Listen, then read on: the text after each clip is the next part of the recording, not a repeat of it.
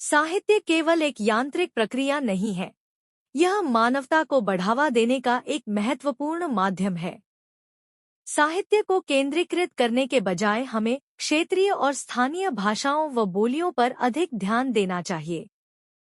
ये विचार मौलाना आजाद राष्ट्रीय उर्दू विश्वविद्यालय की विशेष कार्याधिकारी OSD 1 प्रोफेसर शगुफ्ता शाहीन ने यहाँ लखनऊ परिसर में अंग्रेजी विभाग द्वारा आयोजित 2 दिवसीय राष्ट्रीय सम्मेलन के उद्घाटन सत्र में अध्यक्षीय संबोधन के दौरान व्यक्त किए। जी जी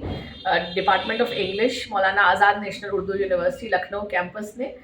2 रोज़ा ये कौमी सेमिनार का ऑर्गेनाइज़ करा है। तो कौमी कॉन्फ्रेंस रादर ऑर्गेनाइज़ करी है। तो इसमें जो है हम लोगों का इनॉग्रल सेशन कंप्लीट हो गया है। इनॉग्रल सेशन में प्रोफेसर निशी पांडे की नोट स्पीकर थी और प्रोफेसर रजनीश अरोरा जो इंग्लिश फॉरेन लैंग्वेज यूनिवर्सिटी के प्रोफेसर हैं वो यहाँ पर गेस्ट ऑफ ऑनर थे। और हैदराबाद से हमारे मेन कैंपस से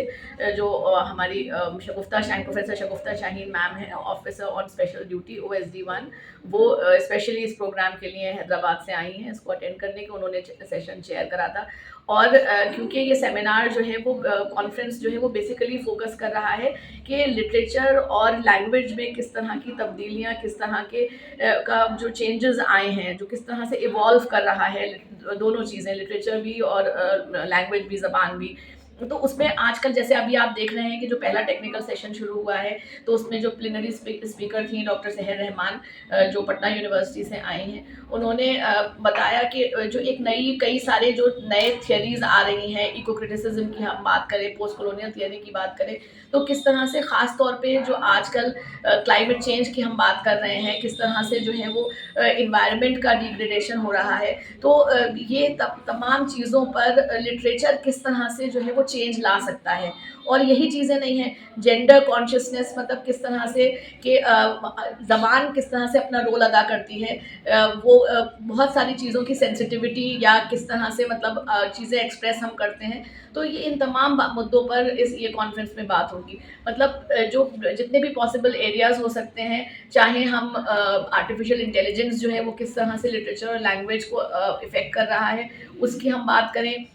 चाहे हम जो फोनेटिक या लिंग्विस्टिक चेंजेस हैं, ज़बान ख़ास तौर पे जो हमारा जो हम लोगों की जो वोकैबुलरी है, जो इंडियन वोकैबुलरी है, वो भी किस तरह से इम्पैक्ट कर रही है